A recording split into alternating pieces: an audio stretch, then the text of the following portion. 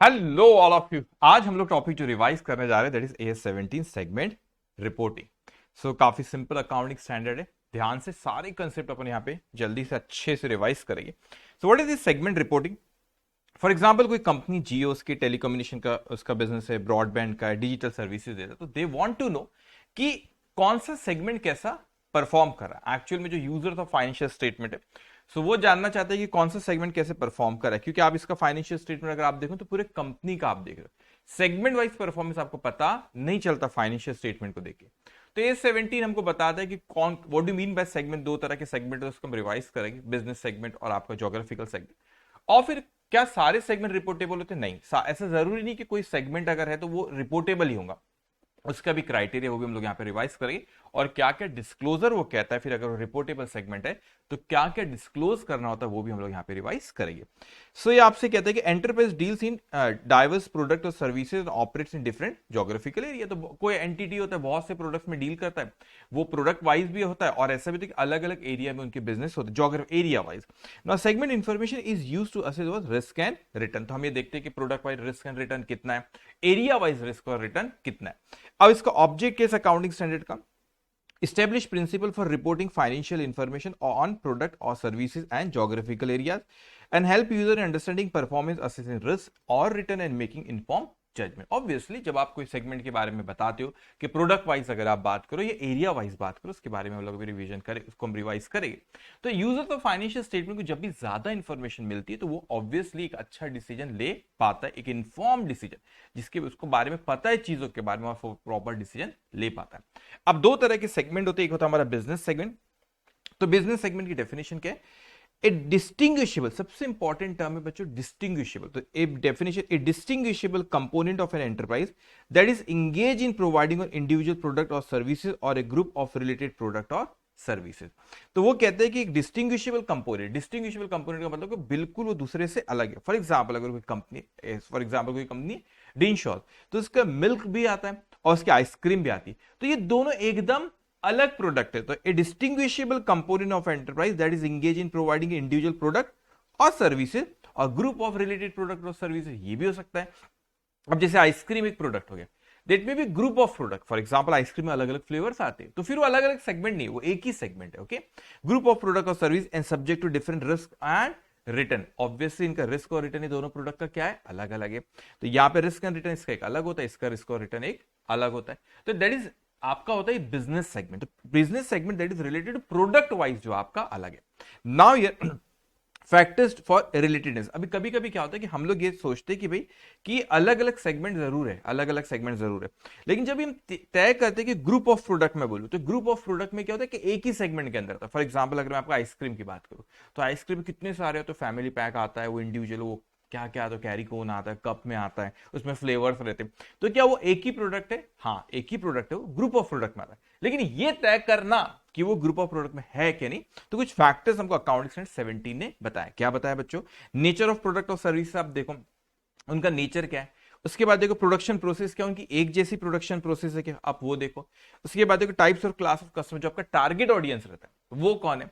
उसके बाद आप देखो डिस्ट्रीब्यूशन मैथड, आप किस तरीके से डिस्ट्रीब्यूट करते हो। जैसे आप आइसक्रीम के मैं एग्जांपल ले लें यहाँ पे, तो उसका डिस्ट्रीब्यूशन प्रोसेस एकदम अलग होता है कि उसको एकदम आपको उसका जो टेम्परेचर रहता है आपका वो रहना चाहिए प्रॉपर। क्यों? क्योंकि आपको अदरवाइज तो मेल्ट हो जाएंगी, पिघल जाएंगी वो, ठीक है। तो उसके बाद उसके डिस्ट्रीब्यूशन प्रोसेस, कस्टमर जो ऑडियंस रहते हैं वो एक कौन से टारगेट ऑडियंस उनके रहते हैं। प्रोडक्शन की प्रोसेस, फिर चाहे फैमिली पैक हो या फिर कैरी कोन हो या कप में आप दे रहे हो या अलग अलग फ्लेवर से, तो प्रोडक्शन प्रोसेस की ऑलमोस्ट सेम रहती है ना। रेगुलेटरी एनवायरमेंट, उसको जो लॉ एप्लीकेबल रहता है वो भी सेम है क्या।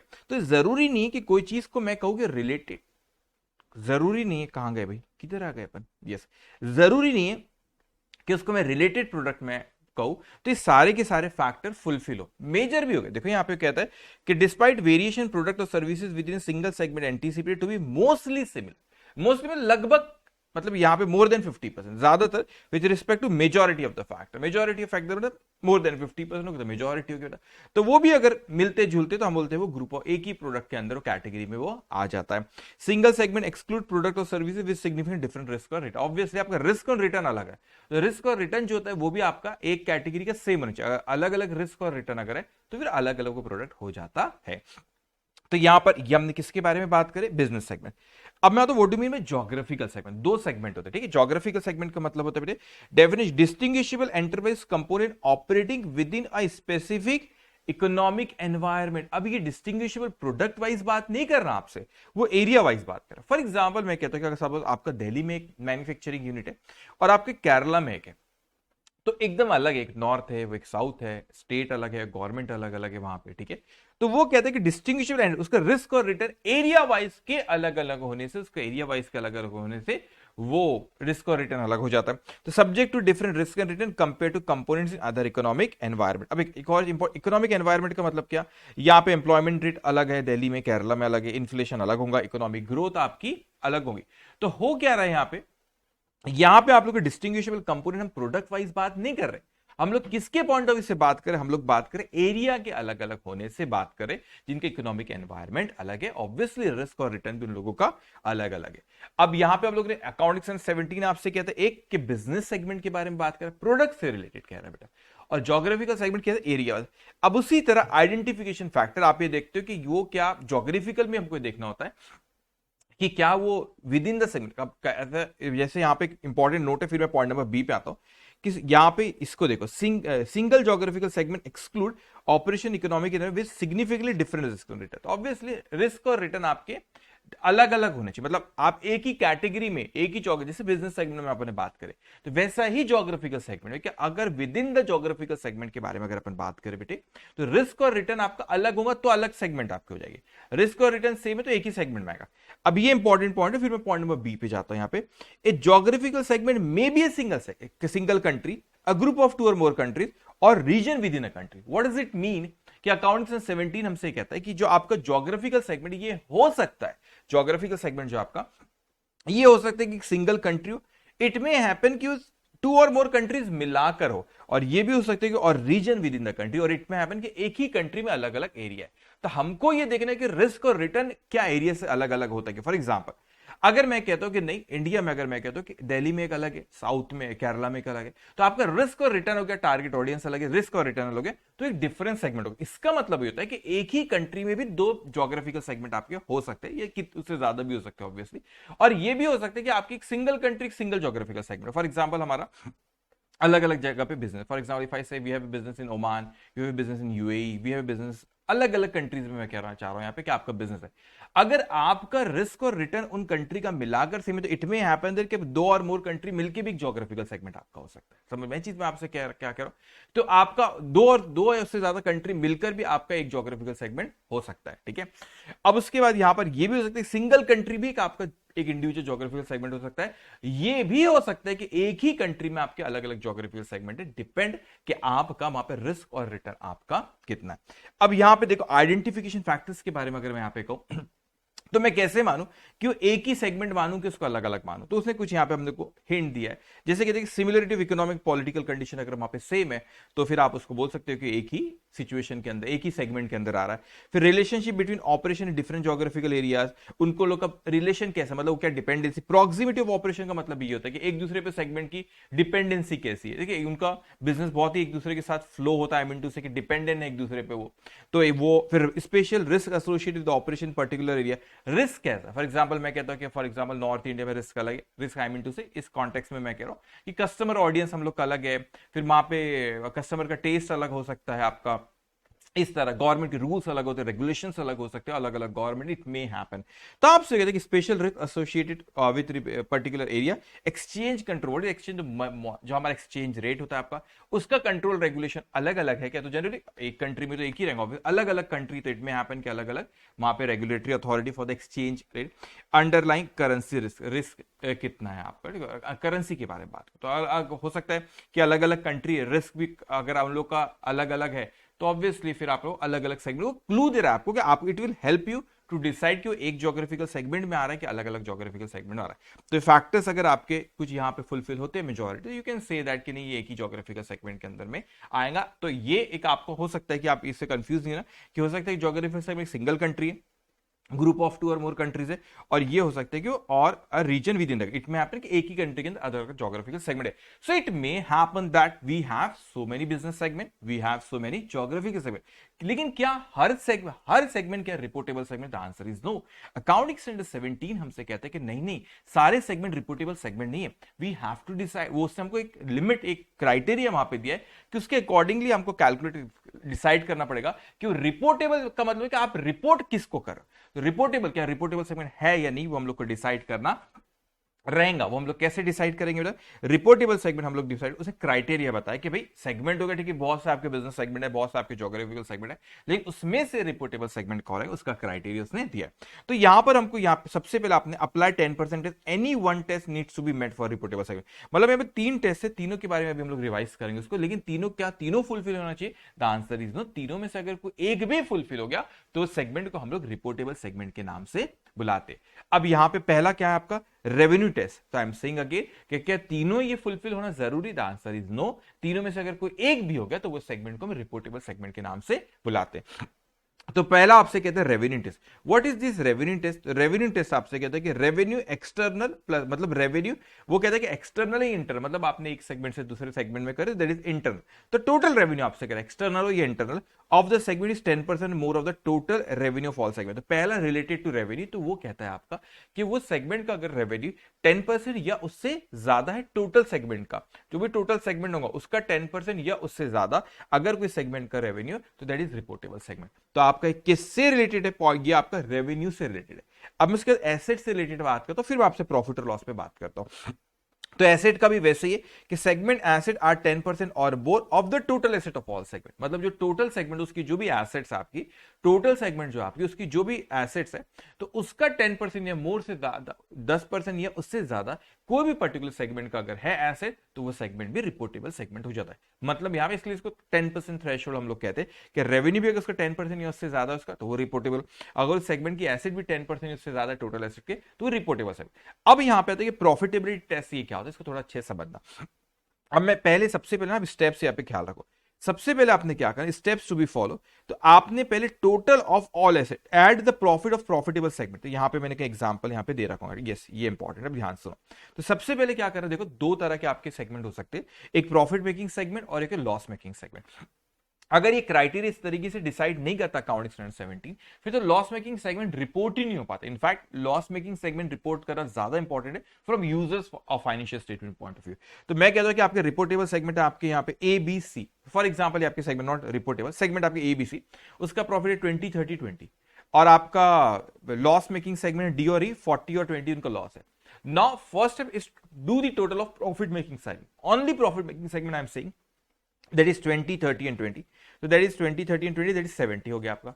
Then do the total of loss making segment. तो loss making segment is D and E, that is 40 and 20, that's come 60 here. Okay, now they says that accounting standards say 17 first to do the total of profit making segment, then do the total of loss making segment, and then we have to take the higher of the two. Now some of you may think no sir, ये तो loss making segment है, वो तो negative figure है, फिर तो higher में तो आएंगे ही नहीं. जब आप कंपेयर करते take the higher of the two, take it absolute term. What does it mean in absolute term? It means that इसको आप नॉर्मल ट्रीट करो. इसको मतलब loss making negative, no no, 70 और 60 ऐसे ट्रीट करो नॉर्मल जैसा अपन. तो 70 बढ़ा तो 70 आपने दी. और पहली step to do the total of profit making segment, then do the total of loss making segment, and then take the higher one, and then take the higher one. 70 is the higher one, और आपने higher one लिए, उसका फिर 10%, ये fourth step है, उसका फिर 10%, that's कम 7. तो अगर आपका प्रॉफिट हो या लॉस हो, तो लॉस भी ख्याल रखना एब्सोल्यूट टर्म, ऐसा रीड करना है आपको. 40 पड़े, नेगेटिव 40 नहीं बोलना आपने. तो आपका अगर 7 या उससे ज्यादा आपका प्रॉफिट हो या लॉस हो अगर है, तो वो सेगमेंट रिपोर्टेबल सेगमेंट हो जाता है. तो आपका 20 है जो आपका 7 से ज्यादा, 37 से ज्यादा, 27 से ज्यादा, 40 बोले नहीं नेगेटिव, अरे नेगेटिव तो भी उसका ऐसे नॉर्मल फिगर यूज करना. तो 40 is more than 7, 20 is more than 7, तो all these are reportable segment. This how we decide कि ये इसको आपने ख्याल रखना, ऐसे हम लोग डिसाइड करते हैं. तो आपने टेस्ट याद रखना, एक रेवेन्यू से रिलेटेड आपका, एक प्रॉफिटेबिलिटी टेस्ट है, और एक आपका कौन सा है आपका, एक है आपका एसेट से. तो आपने अगर ये क्राइटेरिया इसमें से कोई एक भी फुलफिल हो गया, तो हम उसको रिपोर्टेबल सेगमेंट कहते हैं. अब यहां पर आते हैं, नोट एक ख्याल रखना, segment not meeting reportable criteria as per the above may be designated as such at the description of the enterprise manager irrespective of their size. देखो अगर कोई रिपोर्टेबल सेगमेंट हो सकता है कि तीनों के हिसाब से फुलफिल नहीं हो रहा क्राइटेरिया, तो वो रिपोर्टेबल सेगमेंट वैसे तो नहीं है, लेकिन वॉलेंटरीली अगर मैनेजमेंट चाहता है, मैंने क्या कहा बच्चों, अगर वॉलेंटरी अगर मैनेजमेंट अगर चाहता है, वॉलेंटरी अगर मैनेजमेंट अगर चाहता है, तो फिर हम उसको रिपोर्टेबल सेगमेंट वो कहलाएगा। आई मीन टू से वॉलेंटरी, आई मीन टू से अगर 10% की थ्रेशोल्ड में कोई नहीं भी आए, तो भी अगर वॉलेंटरी अगर मैनेजमेंट चाहता है कि नहीं सेगमेंट को हम लोग रिपोर्टेबल सेगमेंट इसको भी रिपोर्ट करना चाहिए, तो मैनेजमेंट अगर चाहे तो कोई भी ऐसा सेगमेंट को ऐड कर सकता है इसको रिपोर्टेबल सेगमेंट कहने के लिए, इवन दो 10% क्राइटेरिया को फुलफिल उसने नहीं किया। एक और इंपॉर्टेंट चीज आपको ख्याल रखना है कि कुछ चीज एंश्योर करना है। क्या चीज एंश्योर करना है आपने को यहाँ पे, ensure that external sale of reportable segment contribute at least 75% of the total enterprise revenue. तो टोटल एंटरप्राइज का जो रेवेन्यू, मैंने क्या कहा, टोटल एंटरप्राइज का जो रेवेन्यू, वो जिसका जो एक्सटर्नल रेवेन्यू आपका वो कहते हैं एटलीस्ट, आई मीन टू से जो भी आपके रिपोर्टेबल सेगमेंट है, तो ये आपका रिपोर्टेबल सेगमेंट उसका जो सेल है टोटल है, एक रिपोर्टेबल सेगमेंट नहीं बोला, जो भी रिपोर्टेबल सेगमेंट जितने भी डिसाइड हो 10% के क्राइटेरिया के हिसाब से, उसका अगर आपका external sale should be 75% of the total revenue of the enterprise. अगर वो नहीं है तो हमको कोई और भी सेगमेंट को ऐड करना पड़ेगा, कोई और भी सेगमेंट को हमने को यहाँ पे ऐड करना रहेगा, और कोई और सेगमेंट्स को भी अपने को यहाँ पे ऐड करना रहेगा। क्यों और सेगमेंट्स को अपने को यहाँ पे ऐड करना रहेगा, अकाउंटिंग स्टैंडर्ड कहता है कि जब तक आपका जो रिपोर्टेबल सेगमेंट का revenue should be 75%, it should be 75% आपका होना चाहिए। अगर वो नहीं है तो कोई अगर 10% वाली लिमिट को फुलफिल नहीं किया तो भी उन सेगमेंट्स को अपने को ऐड करना रहेगा। ठीक है, अब आपसे आते हैं नोट, यहां पे आपसे क्या कह रहे हैं, पहला, a previously reportable segment remain so even if the current revenue result and asset fall below the 10% threshold. तो वो आपसे यहां पे कहता है बेटा कि आपकी जो 10% की थ्रेशोल्ड है, तो वो आपसे कहते हैं कि आप फॉर एग्जांपल अगर करंट ईयर में कहता हूं, करंट ईयर में रिपोर्टेबल सेगमेंट आपका हो गया, ठीक है, तो a previously reportable remain so even if current revenue result and asset fall below the 10% threshold limit. तो मतलब एक बार अगर वो रिपोर्टेबल सेगमेंट आपका हो गया, एक बार अगर रिपोर्टेबल सेगमेंट अगर आपका 10% वाले इसमें आप एक बार आ गए तो हो गया, फिर आप रिपोर्टेबल सेगमेंट, ठीक है। अब वो कहते हैं कि if A segment qualifies reportable segment in the current year, मतलब इस साल वो रिपोर्टेबल है कंपैरेटिव, मगर पिछले साल वो नहीं होगा। फॉर एग्जांपल इस साल वो रिपोर्टेबल सेगमेंट है, पिछले साल वो नहीं था, लेकिन कंपैरिजन के पर्पस के, क्योंकि आपको कंपेयर करना है कि इस साल को पिछले साल के परफॉर्मेंस का, तो अगर इस साल रिपोर्टेबल सेगमेंट है तो पिछले साल का भी आपको फिगर को रीस्टेट करना पड़ेगा फॉर द कंपैरिजन पर्पस। तो अगर आपका ये हो सकता है, देखो दो चीज है, अगर पिछले साल रिपोर्टेबल था तो एक बार रिपोर्टेबल का तो बात हो गई खत्म, फिर हर साल वो रिपोर्टेबल रहने वाला है। अगर इस साल रिपोर्टेबल था, पिछले साल नहीं था प्रीवियस ईयर, तो हमको फिगर्स को पिछले साल के रीस्टेट करके कंपैरिजन के पर्पज से यहाँ पे आपको इस साल के भी बताना पड़ेगा फॉर कंपैरेटिव पर्पज। तो वो कहता है कि आप ऐसे बता, अनलेस इम्प्रैक्टिकल, एकदम पॉसिबल ही नहीं ऐसा करना, बात अलग है, लेकिन अगर पॉसिबल है we have to show the figure of last year also उस सेगमेंट की सिर्फ, so that we can do the comparison. Okay, अब मैं आता हूं कि हमने पहले बात करी कि कितनी तरह के सेगमेंट तो रिवाइज करे हमने बेटा, बिजनेस सेगमेंट, ज्योग्राफी का सेगमेंट, क्या सारे रिपोर्टेबल तो नहीं, वो 10% की एक लिमिट वाला क्राइटेरिया मैंने आपको सिखाया। उसके बाद ना मैं अभी कुछ डिस्क्लोजर, मेन ये आपको 75% चांस है अभी तक जो मैंने आपको रिवाइज करा उसी में तो एग्जाम में क्वेश्चन आए, लेकिन कुछ चीजें ख्याल रखना, कोई डेफिनेशन जो थी not so important from examination point of view, इसको बहुत आसान करके हमने रेगुलर बैच या ईओ बैच में अपन ने पढ़े थे बेटा कि ये रेवेन्यू का मतलब क्या होता है, क्योंकि यहाँ पे एएस में रेवेन्यू वर्ड यूज है, उसमें क्या इंक्लूड करना है क्या एक्सक्लूड करना है, बस कुछ चीजें ख्याल रखना, this is not so important from examination point of view, not so important from examination point of view. लेकिन क्विक मैं यहाँ पे आपको एक बार रिवाइज करा देता हूँ कि रेवेन्यू का मतलब जो डायरेक्टली एट्रीब्यूटेबल है उससे, और जो आपका एंटरप्राइज जो एलोकेट कर रहा है, अगर कोई रेवेन्यू उसको एलोकेट कर रहा है एंटरप्राइज से, या revenue from transaction other segment के साथ आपका कुछ हुआ, ये इंक्लूड करना, एक्सक्लूड, एक्स्ट्राऑर्डिनरी इसमें एक्सक्लूड करते, इंटरेस्ट और डिविडेंड को भी एक्सक्लूड करते, gain on sale of investment उसको भी एक्सक्लूड करते, अनलेस वो फाइनेंशियल इंस्टीट्यूट है तो बात अलग है। सेगमेंट के एक्सपेंसेस में जो डायरेक्टली एट्रीब्यूटेबल है, एंटरप्राइज के एक्सपेंस जो एलोकेट करे रीजनेबली, और ट्रांजेक्शन विद अदर सेगमेंट आपकी हुई, ठीक है, अदर एक सेगमेंट के दूसरे सेगमेंट के साथ हुए, तो वो इसमें एक्सक्लूड करना, एक्स्ट्राऑर्डिनरी आइटम, इंटरेस्ट के एक्सपेंस को, लॉस उसको इनकम टैक्स एक्सपेंस को भी एक्सक्लूड करा जाता है, और administrative and head office expense unless related to particular segment, actual level पे मतलब कॉर्पोरेट लेवल के अगर एक्सपेंस है तो इसमें इंक्लूड करना नहीं है। रिजल्ट का मतलब होता है income minus revenue minus expense, वो आपका प्रॉफिट या लॉस होगा। एसेट में सिर्फ आपने इतना ख्याल रखना कि ये इंपॉर्टेंट, जो मैंने हाईलाइट करना एक क्वेश्चन में ऐसा आप लोग करोगे तो आपको देखिए इनकम टैक्स एसेट को जो होता है, इनकम टैक्स एसेट मतलब आपने कोई डेफर्ड टैक्स एसेट हो गई, तो कोई एसेट है आपने एडवांस टैक्स पे कर, that is not a part of segment, segment asset का हिस्सा होता नहीं, बस इसको आपने ख्याल रखना, ठीक है। अब यहाँ पे ये सिंपल, इसमें कंफ्यूज मत होना आपने, अगर यहाँ पर अगर आपने कोई इसको जैसे इंटरेस्ट और डिविडेंड को अपनी इनकम नहीं माने तो इनकम नहीं मान तो इससे रिलेटेड एसेट भी आप उसको आप इनकम नहीं मान, एसेट भी नहीं मान, इससे रिलेटेड जो भी आपके। वैसे अगर आपने इंटरेस्ट एक्सपेंस को अगर आपने यहाँ पे अपना एक्सपेंस नहीं माने तो उससे रिलेटेड कोई पेएबल लाइबिलिटी होगी तो वो भी आपकी लाइबिलिटी का हिस्सा नहीं होगा। Not so important from examination point of view, बस इतना ख्याल रखना इनकम टैक्स एसेट आपकी एसेट का हिस्सा होता नहीं है। Now this is primary and secondary segment reporting. इसको भी रिवाइज कर बहुत सिंपल करके मैं आपको बताता हूँ कि ये भी मतलब मगर पता रहना चाहिए आपको। देखो अब क्या हुआ कि सबसे पहले अपन यहाँ पे देखो स्क्रीन पे, सबसे पहले अपन ने क्या देखे बेटा कि वो सेगमेंट है क्या। तो कितने तरह के सेगमेंट है, दो, business segment, geographical. Number of segment तो बहुत हो सकते हैं, 50 बिजनेस सेगमेंट हो सकते, 50 ज्योग्राफिकल सेगमेंट हो सकते हैं। तो सेगमेंट बहुत सारे आपके हो सकते हैं, कुछ या बिजनेस होंगे या ज्योग्राफिकल होंगे, ठीक है। अब वो सेगमेंट क्या पूरे रिपोर्टेबल होते नहीं, सारे रिपोर्टेबल नहीं होते, उसमें जो 10% वाला क्राइटेरिया फुलफिल होते वही रिपोर्टेबल सेगमेंट आपके होते, तो ये आप थोड़े से कम हो गए रिपोर्टेबल सेगमेंट। अभी जो रिपोर्टेबल सेगमेंट को भी ना दो कैटेगरी में बांटा है, प्राइमरी और सेकेंडरी। आप बोलेंगे सर ये क्या बात हुई कि रिपोर्टेबल सेगमेंट को दो कैटेगरी में बांट दिया, प्राइमरी और सेकेंडरी। वो इसलिए दो कैटेगरी में बांटा क्योंकि प्राइमरी में डिस्क्लोजर थोड़ा सा ज्यादा है, सेकेंडरी में डिस्क्लोजर थोड़ा सा कम है। तो अब ये तय करना है कि सर इसमें तो कॉम्बिनेशन हो गया ना, बहुत सारे सेगमेंट आ गए हमारे, मतलब रिपोर्टेबल में सब है, तो इसमें से कैसे कैसे डिसाइड करके प्राइमरी कौन सा सेकेंडरी। तो उसको पहले तो ये तय करना पड़ेगा कि इन सेगमेंट की कैटेगरी में प्राइमरी का, इसमें ना कुछ आपके बिजनेस सेगमेंट हो गए और कुछ ज्योग्राफी के सेगमेंट कॉम्बिनेशन हो। तो एक्चुअल में प्राइमरी सेकेंडरी अपने को ये तय करना पड़ता है कि बिजनेस प्राइमरी की ज्योग्राफिकल प्राइमरी, या सेकेंडरी में तो बिजनेस सेकेंडरी की ज्योग्राफिकल सेकेंडरी, ये तय करना होता है अपने को। मतलब प्राइमरी बिजनेस से कि ज्योग्राफिकल है या बिजनेस से कि ज्योग्राफिकल, ये तय करना होता है। वो कैसे तय करेंगे अपन देखेंगे। जो भी आप डिसाइड करते हो कि जो भी आपका प्राइमरी, तो उसमें डिस्क्लोजर थोड़ा ज्यादा, तो वो भी मैं बताता हूँ कि प्राइमरी में क्या क्या डिस्क्लोज करना है। और जो भी आपको उसमें नहीं होगा, आई मीन टू से जो भी आपका सेकेंडरी वाली कैटेगरी में, तो सेकेंडरी वाली कैटेगरी को क्या डिस्क्लोज करना रहेगा। कमाल। तो आपसे सबसे कहते हैं कि primary segment reporting format business और geographical based on the dominant source and nature of risk and return. Business segment selected if risk and return influence the predominantly by product and service difference, and geographical segment chosen if influenced by diverse economic environment।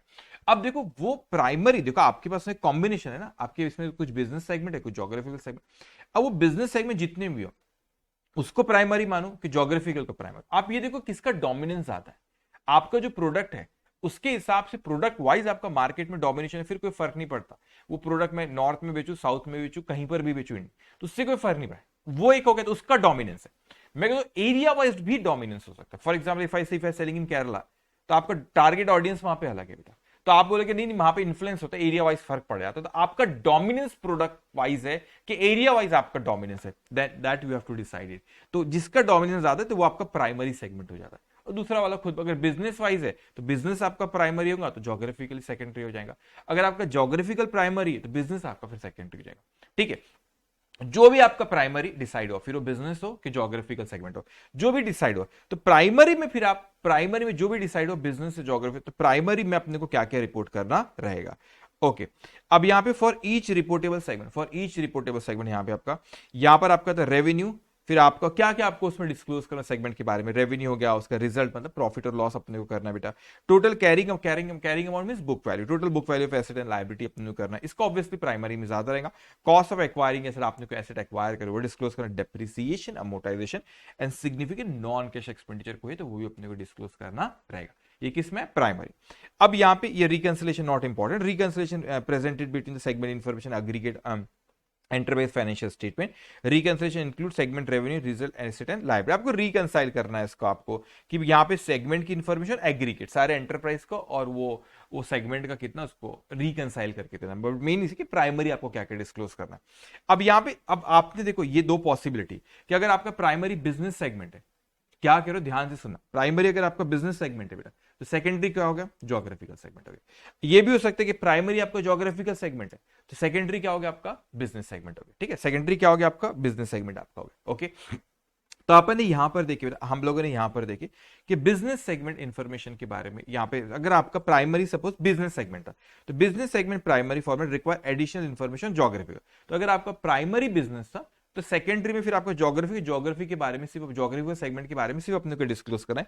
If geographical segment revenue from external customer I am saying is 10% और more of the total enterprise, अगर वो geographical segment का revenue 10% या मोर है तो आपको segment revenue बताना रहेगा एक्सटर्नल कस्टमर से कितना है। और अगर if geographical segment asset are 10%, अगर उसकी एसेट 10% या उससे ज्यादा है तो टोटल ज्योग्राफिकल सेगमेंट की, तो उसमें आपको टोटल कैरिंग अमाउंट मतलब बुक वैल्यू ऑफ एसेट उसकी कितनी ज्योग्राफिकल सेगमेंट की, और total cost incurred during the period, और आपने कोई एसेट एक्वायर करने के ज्योग्राफिकल सेगमेंट में कितनी कॉस्ट इनकर्ड करे। सिर्फ ये दो चीज आपको यहाँ पे डिस्क्लोज करना है, ज्योग्राफिकल सेगमेंट अगर आपका सेकेंडरी, बट इट में ऑल्सो हैपन दैट कि आपका ज्योग्राफिकल प्राइमरी है और आपका बिजनेस सेगमेंट आपका सेकेंडरी। तो फिर क्या, तो फिर बिजनेस सेगमेंट के बारे में क्या अपने का डिस्क्लोज करना पड़ेगा, सेम चीज, उसका सेल्स एक्सटर्नल कस्टमर से अगर 10% उससे ज्यादा है तो वो आपको सेगमेंट का रेवेन्यू बताना रहेगा एक्सटर्नल कस्टमर से कितना है, और अगर उसकी एसेट 10% या उससे ज्यादा है पूरे बिजनेस सेगमेंट की, तो उस केस में of all total asset of all business segment, तो उस केस में अपने को बताना रहेगा टोटल कैरिंग अमाउंट उसकी कितनी, बुक वैल्यू उसकी कितनी, और टोटल कॉस्ट इनकर्ड उसका कितना during the period to acquire segment asset, उसने कोई एसेट एक्वायर कर तो वो अपने को बताना रहेगा। ओके अब यहाँ पे ना कुछ और चीज अपने को ख्याल रखना है, तो आपने primary and secondary is not so important, लेकिन अपने को पता ही चीज रहना चाहिए। तो वो आपने देखिए प्रीडोमिनेंट कौन, वो आपका प्राइमरी हो जाएगा, उसमें ये चीज डिस्क्लोज करना, और फिर सेकेंडरी में जो यहाँ पर बताए वो चीज अपने को डिस्क्लोज करना यहाँ पे रहेगा। अब कुछ छोटी छोटी चीजें other disclosure, inter segment transfer. अब इंटर सेगमेंट ट्रांसफर का मतलब एक सेगमेंट दूसरे सेगमेंट को ट्रांसफर करता है, तो कहता है कि measure and report segment revenue from transaction with other segment, तो अपने को ये बताना कि एक सेगमेंट का दूसरे सेगमेंट के साथ ट्रांजेक्शन हुआ तो वो कितना हुआ इसका। फिर inter segment transfer should be measure based on the pricing, actually ये इंपॉर्टेंट है, ऐसा क्वेश्चन एक है, अभी हमने ईओ बैच में रेगुलर बैच में भी करे थे, आपने कहीं से भी पढ़ोगे, आपने भी चीज पढ़ोगे कि एक सेगमेंट दूसरे सेगमेंट को ट्रांसफर करता है बेटे, तो वो जरूरी नहीं होता कि कोई फिक्स प्राइस पे जो मार्केट, आई मीन टू से कि मैं कॉस्ट पे भी ट्रांसफर कर सकता हूँ, बिलो कॉस्ट पे भी कर सकता हूं, और मार्केट प्राइस पे कर सकता हूं, मेरी मर्जी मैं किस पे भी करूं, but it has we have to be consistent here. तो आप कॉस्ट पे करो, बिलो कॉस्ट पे करो, ये मार्केट प्राइस पे करो, कोई रिस्ट्रिक्शन नहीं है, लेकिन एक सेगमेंट दूसरे सेगमेंट को जब ट्रांसफर करता है, but important thing is that कि it should be transfer at, I mean to say it should be transfer, जो भी आप प्राइस डिसाइड करो we have to be consistent. तो यहाँ कहते हैं disclose the basis of pricing for inter segment transfer and any change in the file, तो आप बताओ कि आपने कैसे वो डिसाइड करो और चेंज ना करो, अगर चेंज करते हो तो बताओ आप क्यों चेंज करो, but it should be consistent. अब ये हो गया inter segment transfer. Changes in accounting, क्या अकाउंटिंग पॉलिसी चेंजेस हो सकते, बिल्कुल हो सकते हैं फॉर सेगमेंट रिपोर्टिंग, तो कहते हैं disclose the changes in accounting policy for segment reporting with material impact on the segment information, include a description of the nature of the change in the financial statement if reasonably determine, example changes in the basis for allocation revenue and expenses to segment. तो हमको कहते हैं हमने accounting policy change करें, for example हम allocate करते हैं कुछ एक्सपेंसेस कॉर्पोरेट लेवल के टू डिफरेंट सेगमेंट, आपका एलोकेट का बेसिस क्या था, आप कैसे उसको एलोकेट करते हो, तो अगर आपने पॉलिसी बदल दिया, आप पहले आप आर बेसिस पे करते थे, या आपने बोले कि आपको रेशियो था आपका 20-20-20 सपोज नहीं 50, जो भी रेशियो था आपने रेशियो चेंज कर दिया, उसका कोई तरीका बदल दिया एलोकेट करेगा, तो आप अकाउंटिंग पॉलिसी यहाँ पे बदल दे, we have to disclose it कि इसकी वजह से हमारे सेगमेंट इन्फॉर्मेशन पे क्या इंपैक्ट पड़ रहा है। So this is all about accounting standard 17, that is segment reporting from examination point of view, what is important to know, what do mean by business segment, what do mean by geographical segment, and what is the threshold limited 10% criteria, most probably you are going to, in examination the question is going to come from this reportable segment, that is 10% threshold criteria. This is all about accounting standard 17. Take care all of you, bye bye.